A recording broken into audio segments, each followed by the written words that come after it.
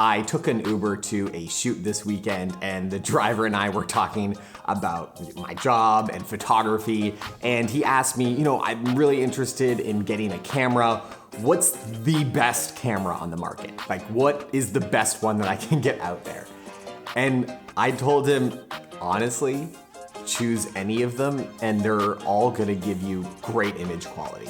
And then I told him, focus on getting a prime lens first, don't get the kit lenses, stuff like that.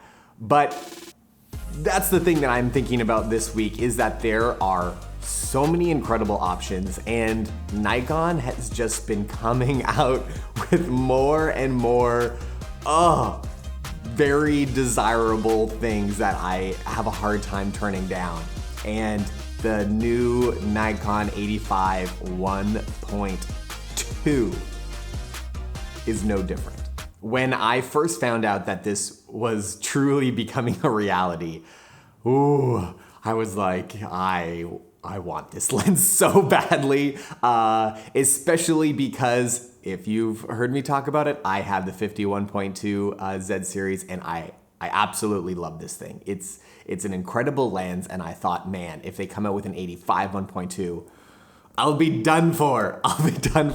And so when it actually really did come out this spring and it was actually available, I immediately, the next few weddings I shot, I started reworking my system in order to see kind of where an 85 could work in my shooting, because I don't actually use an 85 in our workflow at all while shooting weddings, or really anything for that matter. But I was like, I love this lens, I want to fit it in somewhere. And so right now my system is that I have one film camera on me and one digital camera on me, and I just use the two lenses that are on there, and I don't really switch for the most part. I was thinking of, taking the film camera off, using that more in specific portrait times and specific, times throughout the day where I would like a film shot. I can't carry 3 cameras, that's too much.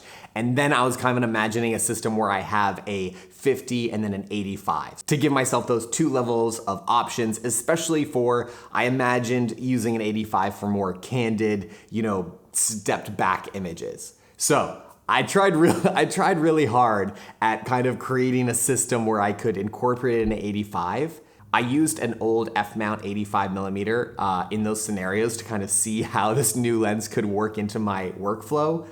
And so, it was very sad. At the end of the day, I realized that I spent so much time thinking about which camera to use. And I've said this many times in many videos on this channel, and that is simplicity, I think, is one of your best friends in photography, to where you stop thinking about gear at all and you're focused on the moment in front of you. Even your settings. There's so many things to think about that what you don't need to think about is, which lens should I be using at this moment? And so when you pare yourself down, I think you're much better at having an opportunity for success.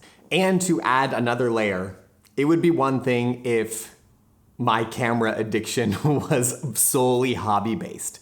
Then I feel like I could just get lenses at any which way, and because it's a hobby and I want the lens because it's beautiful and I want it in my possession, but because these purchases are for our business, it needed to make sense, and I needed to the lens needed to make the money. They needed to make the money shots.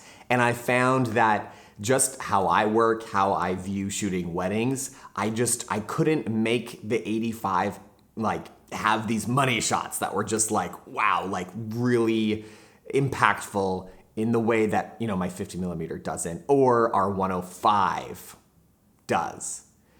So that is why I have chosen to not even use the lens yet. I have not rented it. I have not requested one from Nikon, because if I use it, I will buy it and I will have no option in the matter. So those are my reasonings behind not purchasing an 85 1.2, even though it pains me so much to not get one. And going back to my Uber driver story, something that I told him was like, it's not about having all the right gear, because he was concerned that he needed all of these different lenses to kind of get, be a good photographer.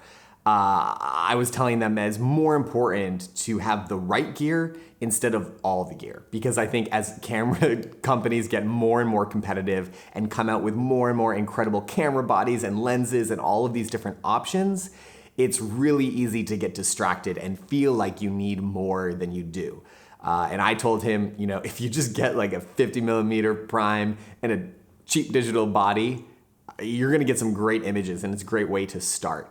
And I'm not that far off from that advice, even for myself, as doing this as my full-time job, because it's about having a plan and a vision and sticking to that and not getting distracted with other very beautiful, amazing lenses that I do wish I'd get one day. And then my last thoughts about it is that this is a real critique about an 85, is that it's a very mid-range lens where, it's not, wide, but it's also not very tight.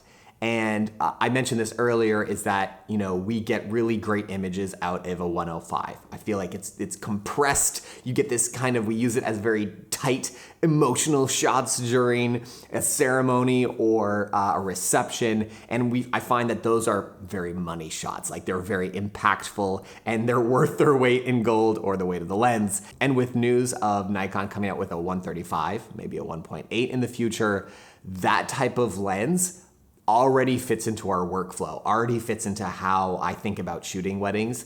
And so now if that lens comes out, I think I will be definitely purchasing it. But hopefully this is helpful as you think about purchasing gear for your own things, about whether you're gonna buy an 85 1.2. And even though I won't be getting one right now, maybe I'll just have an extra, $3,000 or $4,000 in the future that I can pick one up for fun.